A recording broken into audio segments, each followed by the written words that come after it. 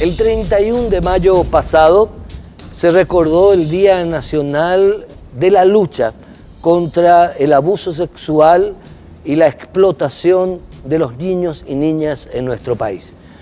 Una fecha ideal para recordar cómo en el Paraguay se hace ley muerta de lo que establece la Constitución Nacional, que hace prerrogativo al derecho de los menores, de los niños y de las niñas sobre cualquier otro tipo de derecho o situación. Una fecha ideal para recordar por lo que pasan día a día, de forma anónima en la mayoría de los casos, niños y niñas que son abusados sexualmente, que son explotados de manera hasta inimaginables.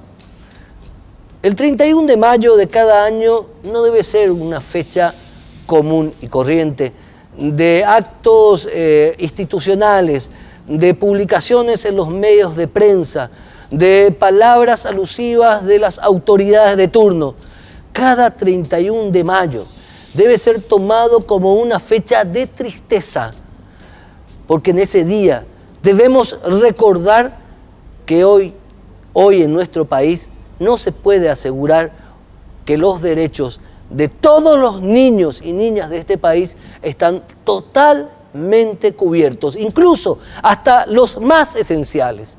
Por eso debe ser de tristeza para recordar o por recordar esa situación inhumana por la que atraviesan niñitos, niñitas, pero también debe ser una fecha de decisión que debe extenderse al resto de los días de cada año, de decisión particular, social, estatal, por realmente hacer valer los derechos de nuestros niños y niñas.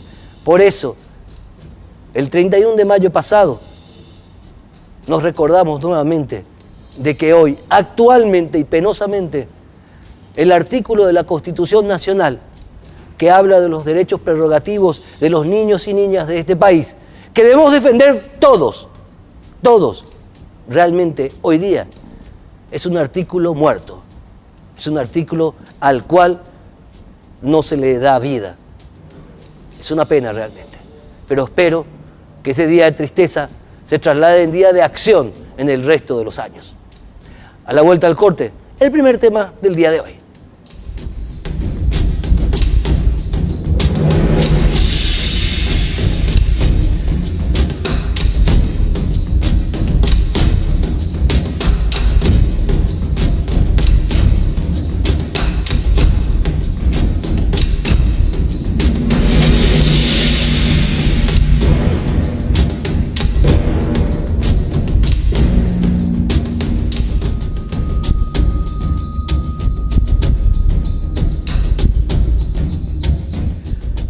Muy buenas noches. En Causa Justa queremos seguir debatiendo sobre el estado de nuestra justicia, hablar del estado de nuestra justicia a través de los organismos constitucionales de selección y control. Hoy vamos a hablar del organismo de control paralelo, extrajudicial, o sea, paralelo a la Corte Suprema de Justicia, organismo de control de lo que se hace o se deja de hacer al interior de la tramitación de los expedientes. Me refiero al Jurado de Enjuiciamiento de Magistrados, institución que penosamente pasó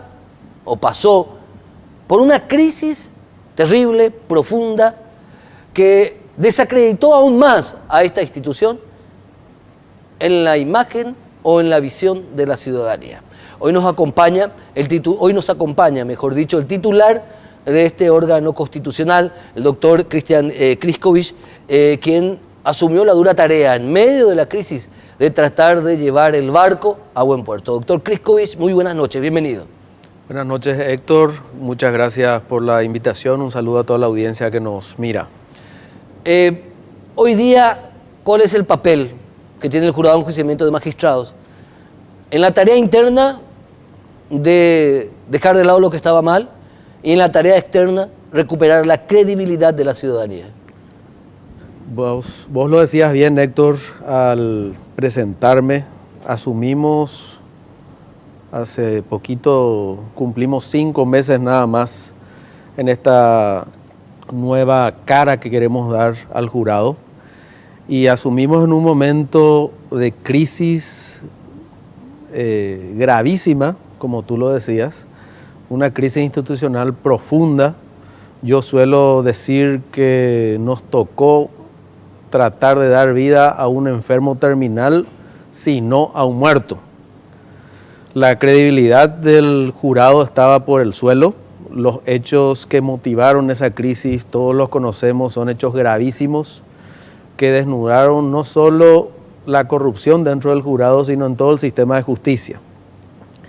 Y en 5 meses creo que desde la presidencia y también con la colaboración de los demás miembros, hemos logrado revertir esa imagen en una gran medida, sobre todo esa imagen que teníamos ante la ciudadanía de una entidad totalmente corrupta. Eso lo hemos logrado gracias a los procesos de transparencia que hemos iniciado, donde el jurado se ha abierto por completo a la ciudadanía, que hoy puede controlar nuestros actos.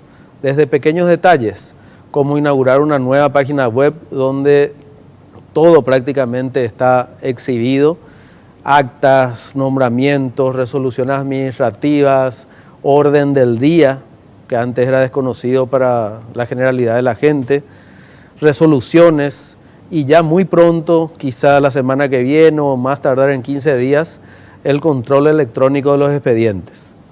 Realmente, Héctor, la ciudadanía está reconociendo este trabajo. Muchos organismos internacionales nos han dicho que es realmente el jurado un ejemplo en este momento de transparencia y estamos orgullosos de ello, pero tenemos que seguir trabajando. Ahora, se habla de transparencia por un lado, pero esa transparencia es garantía concreta de que realmente el jurado va a poder hacer un control efectivo de lo que se deja o se deja de hacer o se hace en los expedientes que se tramitan en el ámbito del Poder Judicial, en el ámbito del Ministerio Público, del Ministerio de la Defensa Pública. Yo estoy convencido de que sí, Héctor. Tomemos como ejemplo nada más que una faceta de este cambio que hemos implementado, las audiencias públicas. Muchos critican estas audiencias diciendo que nos volvimos unos mediáticos. Sin embargo, nadie puede decir que esas audiencias se han llevado conforme a derecho. Y un dato importante. O sea, nadie puede decir que esas audiencias no se llevaron conforme a derecho. Pero, sí. El problema muchas veces se dio por el ocultamiento de los procesos. Hoy eso está siendo visibilizado por todos, inclusive por nuestros críticos. Te decía, la gran mayoría de las audiencias han sido solicitadas por los propios encausados. Ellos quieren venir a declarar. A defenderse. A defenderse, a explicar la causa. Tenemos casos dramáticos donde muchos magistrados, miembros de tribunales de sentencia, hasta fiscales, nos quieren contar cómo se les apretaba, cómo operaba el sistema, se ejercía presión desde el jurado. Y vemos que eso es una realidad, no solo porque es lo que nos cuentan y confiamos en ello, sino por los procesos que están pendientes dentro del jurado. Esas mismas personas tienen causas desde hace años pendientes que jamás eran resueltas. Hoy nosotros estamos avanzando en el estudio de esas causas y tratamos de depurar el sistema en la medida de lo posible. De 6 a 7 causas que se trataban por semana, nosotros estamos prácticamente tratando, con el esfuerzo de todos los miembros, de 25 a 30 por semana. A partir de esta semana, el viernes pasado, hemos iniciado sesiones extraordinarias donde estamos diligenciando pruebas, cosa que no se veía desde hace años en el jurado de enjuiciamiento. Hoy estamos permitiendo que los jueces se defiendan y fiscales diligenciando sus propias pruebas. Antes eso era impensado, Héctor. Estamos trabajando también, y en eso estamos trabajando junto con los gremios de magistrados, asociación de jueces, fiscales, en reglamentar las lagunas de la ley o algunas normas conflictivas de la ley que todos conocemos.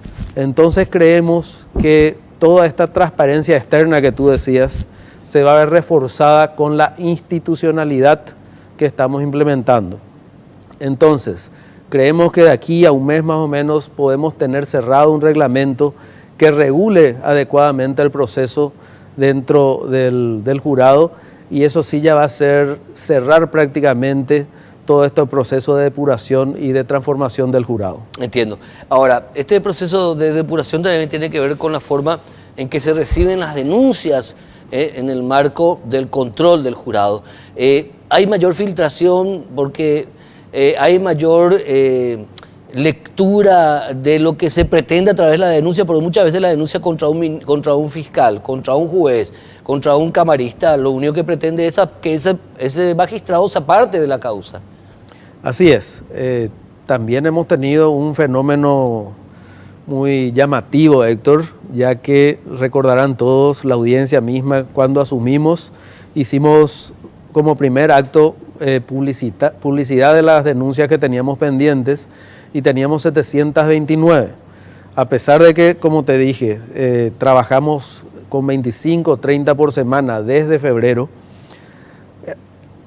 se ha dado un aumento de ese número de denuncias. Tenemos cerca de 900 ya en trámite. 900 denuncias en trámite. Sí, en lo que va del año se han presentado más de 250 causas. ¿Contra magistrados? Es muchísimo.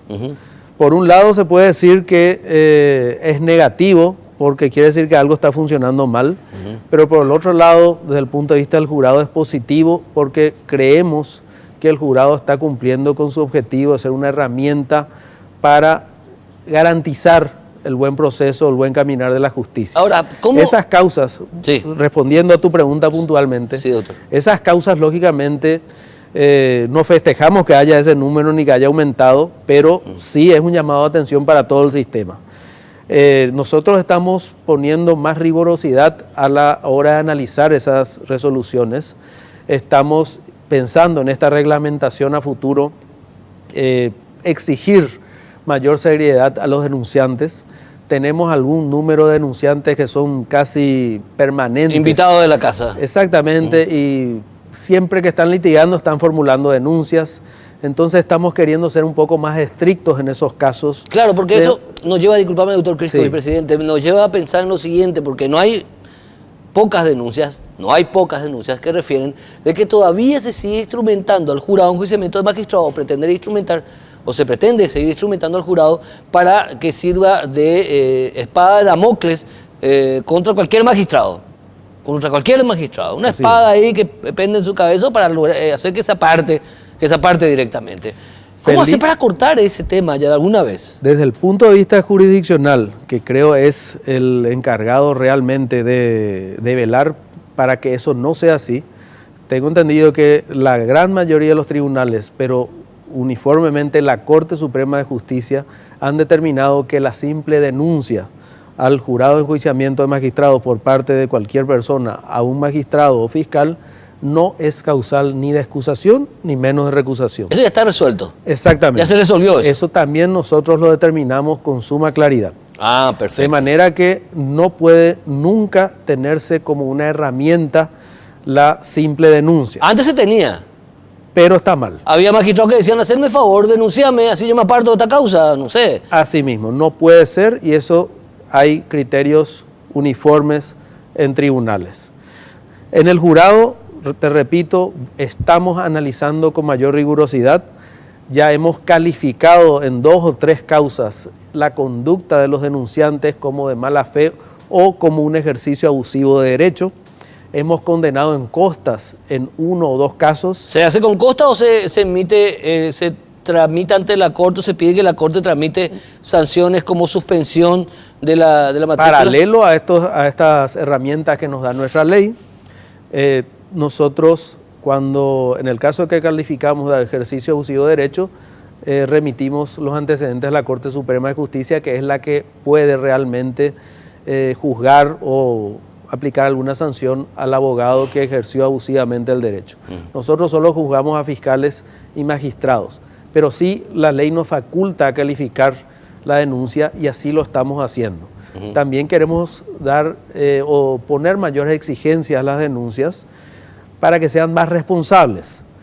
En casos que son graves, estamos pensando como nos determina también la ley, intimar o pedir, emplazar, para utilizar diversos términos, a que el particular denunciante asuma el rol de acusador, de manera que asuma cierta responsabilidad. ¿Por qué eso, Héctor? Porque técnicamente la denuncia, la mera información que recibe el jurado, no está prevista en nuestra ley. Entiendo. Debe asumirse la acusación o de lo contrario asume de oficio el jurado. Entiendo. Que es realmente la mayoría de los casos. Entonces, en algunos casos especiales vamos a tomar esa decisión de manera que se vaya también encaminando y que funcione mejor el sistema. Perfecto. Ahora, hablando de Corte Suprema de Justicia, ya se reunieron con el Pleno de la Corte Suprema de Justicia, ya resolvieron el impasse en que ustedes suspenden a un juez o a un fiscal y la Corte deja eso, nunca resuelve, y el juez suspendido por el jurado no es suspendido por la Corte. Permanece en su cargo.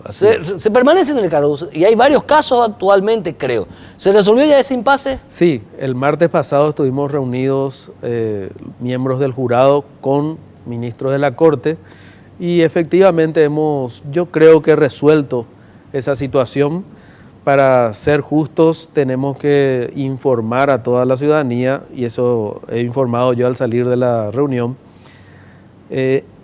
Todos los casos, la Corte ha dispuesto ya la suspensión de los magistrados fiscales suspendidos por el jurado, salvo dos donde estas personas han promovido una acción de inconstitucionalidad contra su enjuiciamiento. Que suspende los efectos de la resolución del jurado. Mismo, que realmente no están suspendidos todavía en sus efectos porque la Corte no se ha expedido.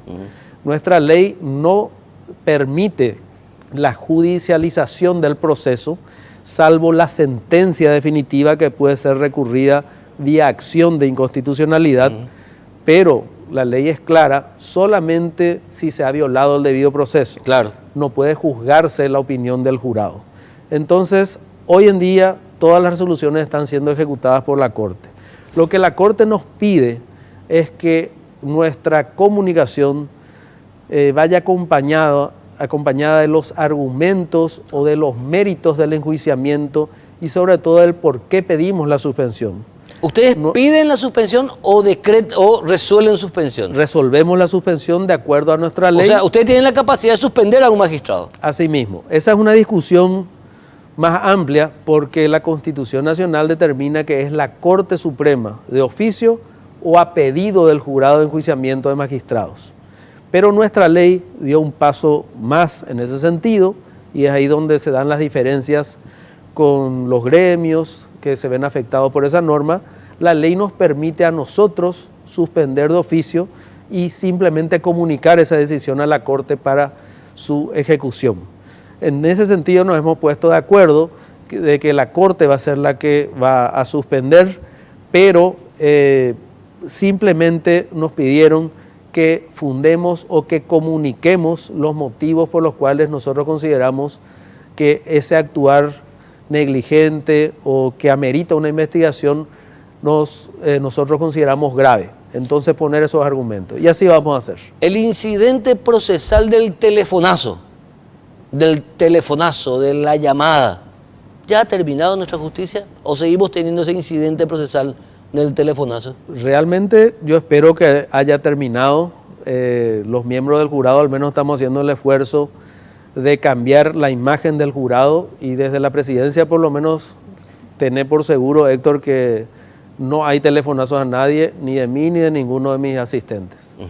Ahora, ¿cuál es el mensaje final para la ciudadanía de parte del titular de un organismo tan importante para el Estado, tan importante para la construcción democrática de un país, pero que penosamente está en el ojo de la tormenta, no solamente desde el incidente de los audios, sino desde antes incluso, de mucho antes? Así es, estamos muy expuestos, muy visibilizados, pero resulta realmente significativo ver el cambio de opinión de la ciudadanía. Hoy nosotros tenemos opinión positiva de parte de la ciudadanía a favor del jurado y antes éramos la peor institución. En poco tiempo, porque en 5 meses realmente es poco tiempo para lo que heredamos, Héctor. una pesadísima carga que nos cuesta mucho trabajo durante varias horas del día, y en la dedicación completa de los miembros del jurado estamos logrando cambiar esa imagen, y creemos que con el apoyo de la ciudadanía, ese visto bueno de la ciudadanía, este cambio se va a trasladar a todo el sistema de justicia, porque la justicia es una asignatura pendiente de esta larguísima transición paraguaya, Héctor. Totalmente. Doctor Cristian Criscovich, titular del Jurado de Enjuiciamiento de Magistrados, gracias por habernos dado sus pareceres y sus opiniones con respecto a la situación de la institución que usted está presidiendo actualmente. Muchas gracias, Héctor, y gracias a toda la audiencia que nos escuchó. Bueno, perfecto. Entonces, de esta manera repasamos la situación del jurado con el doctor Cristian Criscovich. A la vuelta del corte vamos a hablar con dos jueces penales de garantía, y justamente sobre eso, el papel garantista de la justicia en nuestro país, objetado muchas veces y mal interpretado en otras ocasiones, y que eso a veces incluso el sistema garantista colisiona de alguna manera con el trabajo obligatorio y objetivo que se debe realizar al interior de los expedientes judiciales. A la vuelta del corte abordamos ese tema.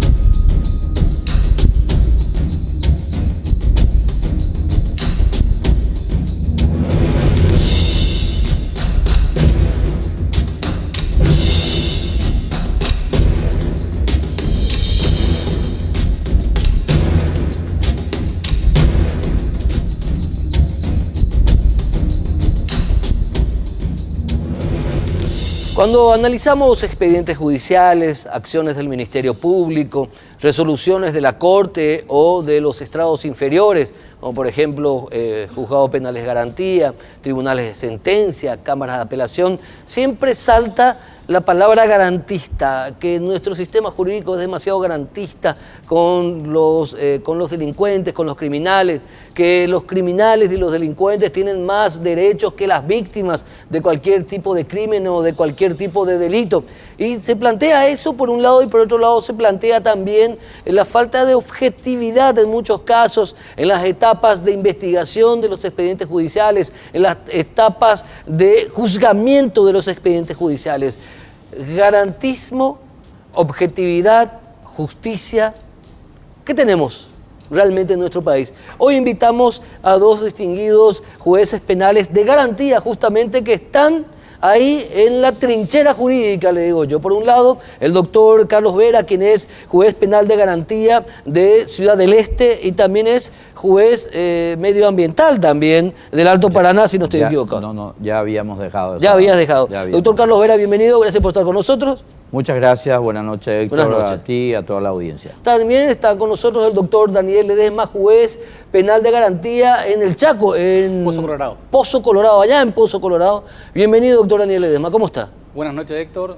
Un honor estar en tu programa y saludo a la teleaudiencia. También la característica de que ambos tuvieron, digamos, una vida profesional muy activa en los pasillos tribunalicios también.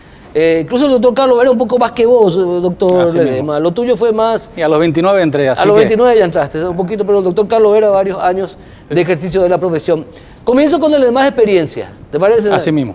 El doctor Carlos Vera, ¿cómo esos extremos del debate con respecto a la situación de nuestra justicia, cómo deben ser abordados para llegar a un real entendimiento de qué nos está pasando, qué está pasando con nuestro servicio de justicia? Bueno, Héctor, muy interesante la pregunta. Yo diría que cada administrador de justicia debe ejercer realmente la función que debe de realizar. En este caso yo puedo hablar del rol que en mi carácter de juez penal de garantía desempeño en la Ciudad del Este. Y a este respecto, el juez penal de garantía debe garantizar el proceso penal. ¿Qué significa eso? Que se garantice al ciudadano, que es sujeto procesal, al procesado, las debidas garantías del proceso, el debido proceso, de que cada etapa, de que cada acto procesal se va a realizar en la debida forma. No se va a realizar en violación a sus derechos, no se va a realizar a su espalda, no se realizarán pruebas en donde él no pueda participar o no tenga acceso a ella, que pueda después acarrear una nulidad de la misma, ¿verdad? Y crearle indefensión al mismo tiempo. Entonces, el rol de la justicia en sí está en garantizar el debido proceso al ciudadano que se somete a las reglas de la justicia. También esta garantía se debe observar también con relación a la víctima, obviamente, ¿verdad? El juez debe garantizar el debido proceso a ambas personas, a la víctima y al victimario. ¿Quién tiene más derechos? La pregunta que hace el ciudadano de a pie, el ciudadano que no está empapado de las leyes, que no es abogado, porque uno dice, a la pucha, este tipo me asaltó este tipo, pero no me asaltó a mí, le asaltó a otras personas, y entra y sale de la cárcel. Yo mientras tengo que estar con cuidado, encerrado, este tipo hace lo que quiere. Bueno, vamos a hacer un ejemplo para la ciudadanía, no Sí. tan técnico, porque es espectacular la disertación que hizo mi colega, ¿verdad? El juez de garantía es un árbitro de fútbol. Para ponerlo en un sentido didáctico, el juez es el árbitro de un partido de fútbol. Por un lado está el sistema judicial, compuesto por los fiscales, la policía, los peritos, etc. Y por el otro lado está el procesado, los abogados y vamos a ponerle todos los bandidos. Bueno, el juez tiene que simplemente hacer cumplir las reglas de juego de un partido. Lo que tiene que saber el procesado es que el árbitro, como un partido de fútbol, no va a permitir que su equipo, vamos a suponer de la justicia, le meta un gol con la mano o cobre un penal que no existe. El juez tiene que controlar las reglas de juego. Esa es la función del juez de garantía. Después está la función del juez de sentencia, que va a juzgar la culpabilidad o no. Pero el juez de garantía es como un árbitro en un partido de fútbol. ¿Qué pasa si los malos, por decir así, juegan mejor el fútbol? Van a meter más goles y van a ganar el partido. ¿Qué pasa si la fiscalía está equipada, es profesional, trabaja bien? Van a ganar el partido. El juez solamente es árbitro del proceso. No depende quién gana o quién pierde el partido. No es culpa del juez que un partido se gane o se pierda. Para que la ciudadanía entienda, ¿verdad? La responsabilidad. Es el que debe controlar, por un lado, que el Ministerio Público trabaje objetivamente y que el abogado defensor no sea un chicanero, no haga ejercicio abusivo del derecho. Y lo que me decís es de que es un árbitro, hasta veo a veces muchos mejores árbitros de finales de fútbol, de campeonatos de fútbol, que jueces, porque lo que me señalaba doctor Ledesma es lo ideal. Sin embargo, doctor Vera, hay veces que no sucede eso. Uno lee cada cosa que uno lee en los expedientes. Me permitís, Héctor, y agregando a lo que el colega Daniel Ledesma había explicado, también en esa excelente exposición de esquema que realizó el colega, debemos agregar algo a lo que usted había preguntado. El juez penal de garantía o cualquier otro juez también de sentencia, de ejecución, debe hacer cumplir la ley en ese sentido. El Código Procesal Penal para nosotros, quienes estamos en el fuero penal, nos da la herramienta, creo el artículo 113 o 114, el doctor Ledesma me va a confirmar, donde nosotros tenemos esa potestad también de establecer sanciones a quienes quieren apartarse del debido proceso. O sea, los auxiliares de la justicia, cuando están cayendo en una actitud de lo que la ciudadanía toma con este término común de chicanear, entorpecer la justicia, no querer someterse a la justicia, tenemos los mecanismos legales, es cuestión de cumplirla, El buen juez también debe, aparte de cuidar su proceso, cuidar el buen desarrollo del proceso penal. Y en ese afán, a quienes hayan jugado mal, como dijo el doctor, se le establece una tarjeta. Y de acuerdo a la gravedad, se le establece una tarjeta amarilla o roja.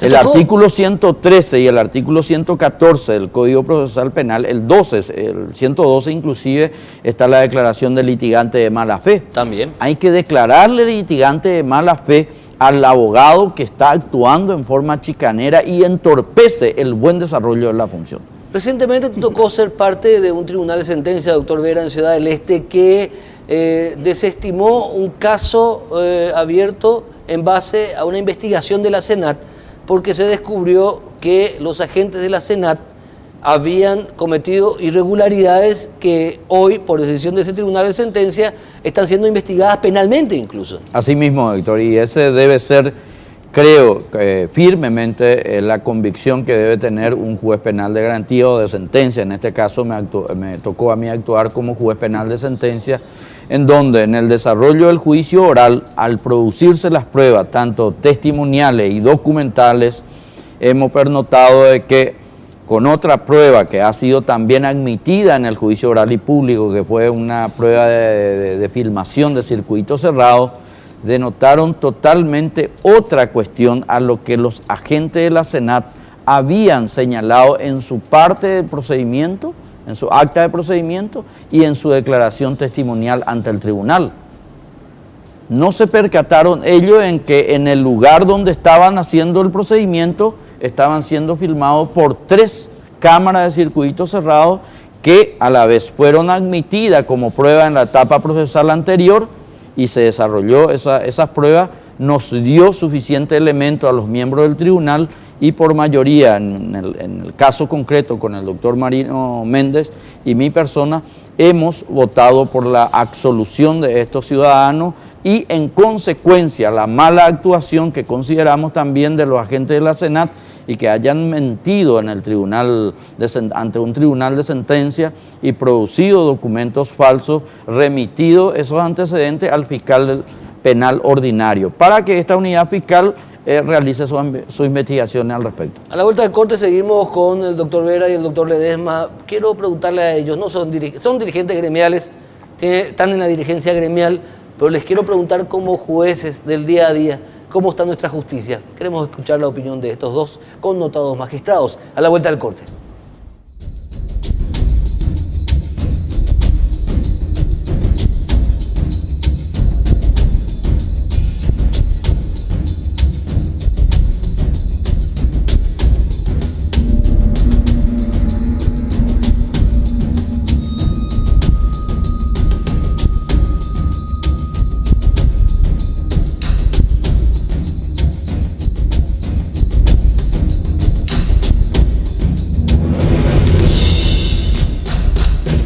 Volvemos con los jueces penales de garantía, Daniel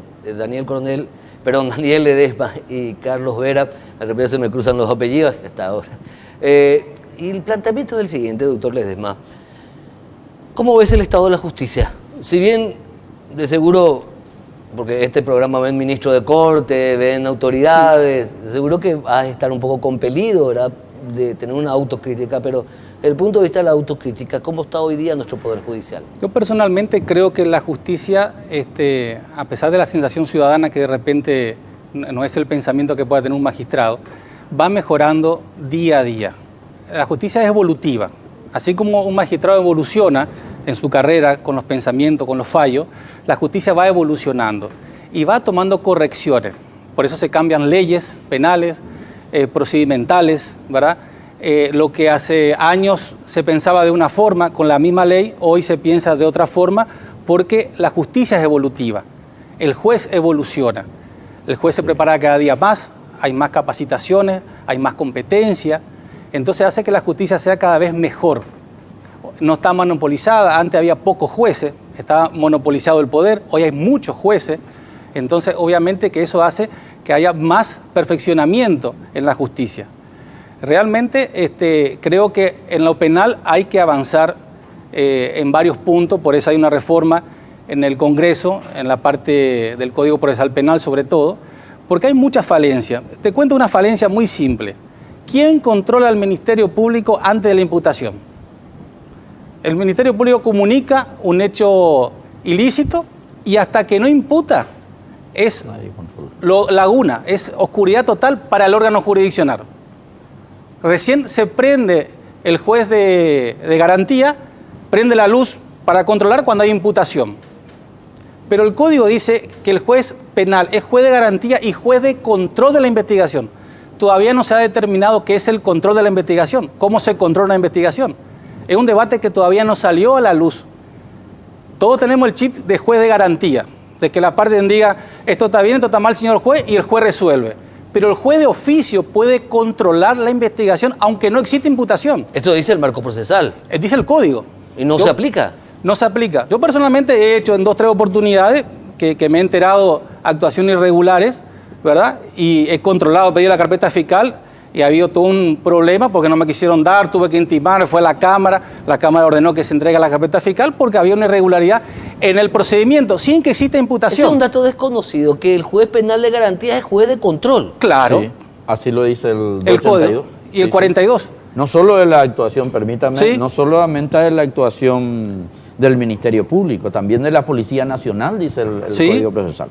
Pero no se Nosotros- aplica, porque yo muchas veces lo veo a los jueces penales de garantía diciéndole al Ministerio Público, sí, sí, sí, sí, y al defensor, no, o sea, vamos, o sea, hoy día la institución más poderosa que existe es el Ministerio Público. Sí. Y yo soy testigo, hay excelentes fiscales y fiscalas, excelentes, que hagan su investigación, son gente honorable, pero penosamente hay muchos fiscales que incurren en errores investigativos que tienen efectos sobre el expediente y la situación procesal de las personas.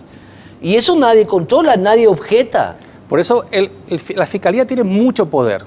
Y realmente en los lugares donde la justicia funciona, siempre el fiscal tiene mucho poder. Pero Que no también, está mal, que no está mal, porque tiene que investigar. Sí, no está mal. Pero también en esos lugares donde tienen mucho poder la Fiscalía, los jueces y la justicia tienen mucho poder de control. O sea, hoy en día el Ministerio Público no tiene un control del juez de garantía, lo que dice la ley, que es juez de control de la investigación. Hoy el juez de garantía, esa parte realmente es una letra muerta Pero en la práctica. doctor Ledesma, doctor Vera, ese es un problema de los jueces entonces. Si el marco procesal dice, vos sos juez penal de garantía, vos sos juez que tenés la capacidad de controlar la acción preimputación y la acción de la policía, incluso si ustedes, digo no por ustedes, sino si los jueces penales de garantía no lo hacen, entonces ¿de quién es la responsabilidad, doctor Vera? Sí, se ha creado, Héctor, muy bueno ese análisis que como ciudadanos se plantean, ¿verdad? Se ha creado desde la vigencia de nuestro Código Procesal Penal, que estamos en plena vigencia con ello, 1286, esa estructura de una fiscalía que anteriormente solamente se le corría vista para algunas opiniones y no era relevante su opinión.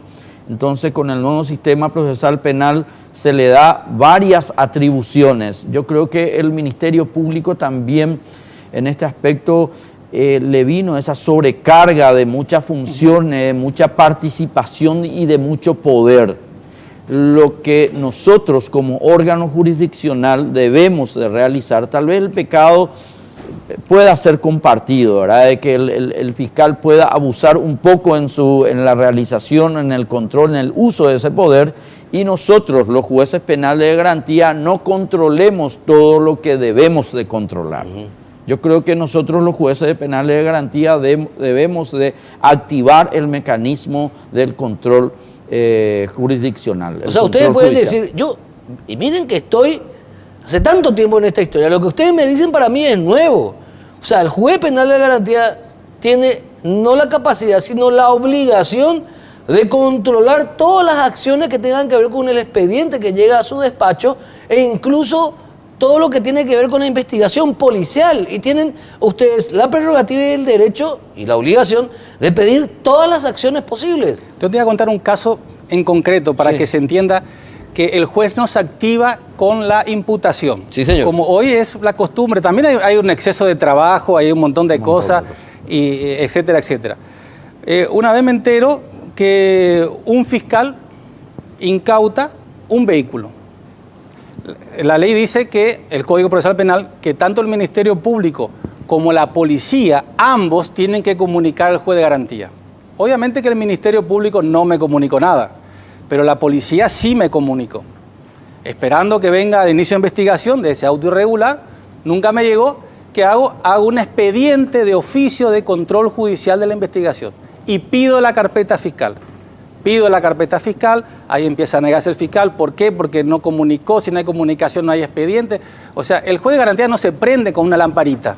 El juez de garantía es garantía siempre. comunique o no la investigación. O sea, ustedes tienen la capacidad de intervenir de oficio. Claro, y Ustedes se te enteran- cuento lo que hice, para que la idea quede clara. Pido la carpeta fiscal, se niega, al final la Cámara ordena que se entregue, al final envía la carpeta fiscal el procedimiento y se había entregado un auto que figuraba con orden de captura como robado. Ordeno la incautación del auto y obviamente pasó todo un problema con el fiscal, etcétera, etcétera. Pero esa es la función del juez también. No es que se activa con la imputación. Entre la imputación y la investigación a veces pasan años. ¿Qué pasa en ese proceso? ¿Qué pasa con lo que hacen los policías? Si te quita un auto y no te queda el fiscal, el auto, ¿a dónde recurrís? Si no estás imputado. ¿A quién recurrís? Tenés sé. que recurrir a un juez de garantía. Pero resulta ser que nuestro sistema Pero solamente te puede funciona quitar- cuando hay imputación. El fiscal no te puede quitar el auto sin que... En una barrera te quitan el auto. En la Sí, práctica es así, te quitan el auto y va a la fiscalía. ¿Y qué pasa si el Queda fiscal no te dormido. quiere dar el auto? ¿Qué pasa si no te informa? Y si no te informa, ¿qué pasa? ¿Cómo recuperar tu auto? Y vos sabés que mucha gente pasa por eso. ¿Sí? Y vos decís, quiero ir a un juez y te dice el sistema, no hay juez de garantía porque no hay imputación. Mentira. No, el sistema funciona así, porque solamente cuando hay imputación realmente el juez activa el expediente. Pero es mentira. Claro. Yo te puedo comunicar a vos, vos sos juez penal de garantía de turno, che, el fiscal me quitó el auto. Claro. No, pero no te imputó, mentira, vos tenés que controlar y vos estás de turno. Controlar lo que me están No, haciendo. Claro, pero de repente las comunicaciones van a un bibliorato y quedan ahí. Sí. ¿Quién es el juez? No sabemos quién es el juez. No se sabe. En el interior es fácil porque en mi caso estoy solo, o sea que a mí me comunican. Pero si somos 5, O 8, en Claro, nuestro caso. ¿quién es- Es un error grave del sistema de autoridad. Sí. Es un error grave y es un mecanismo que normalmente no se activa, es un mecanismo de control que no se activa normalmente, aisladamente sí, o cuando el hecho es grave o alguna circunstancia que amerita opinión pública o de un contexto. Pero de hecho, como dice el colega, y yo le conozco al colega antes de que yo haya sido magistrado, él tiene un espíritu garantista, a la cual yo me sumo a ese espíritu también y ejercicio de la acción. El juez debe controlar no solo la investigación fiscal, repito, la actuación policial debe controlar, puede controlar. ¿Quién lo dice? El Código Procesal Penal nos faculta. Es cuestión de que nosotros, los jueces penales de garantía, usemos ese chip, como decía acá el colega, de hacer esa función realmente de controlar. ¿Por qué? Porque el ciudadano ahí va a tener una doble actuación de control. Por un lado, la agente fiscal que le incautó este bien o realizó este procedimiento tanto en la vía pública o en otro lugar, y el juez penal de garantías que debe controlar, que puede negar, otorgar, secuestrar o entregarlo otra vez a ese ciudadano.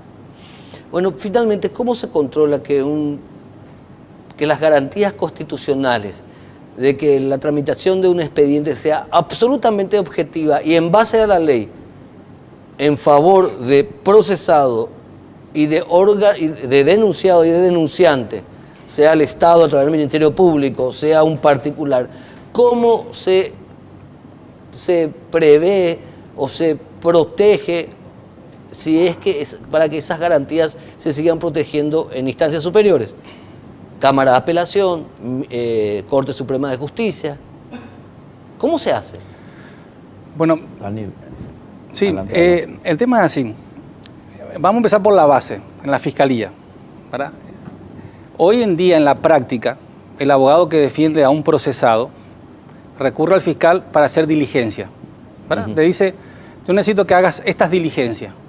Y el fiscal, como el fiscal tiene una hipótesis, vamos a suponer robo agravado. Sí, señor. Entonces el fiscal tiene esa hipótesis y va a buscar sustentar esa hipótesis. Es la defensa que tiene que juntar elementos de defensa, ¿verdad?, para sustentar la hipótesis contraria de la inocencia de su cliente. ¿Qué pasa si el fiscal no quiere hacer las diligencias?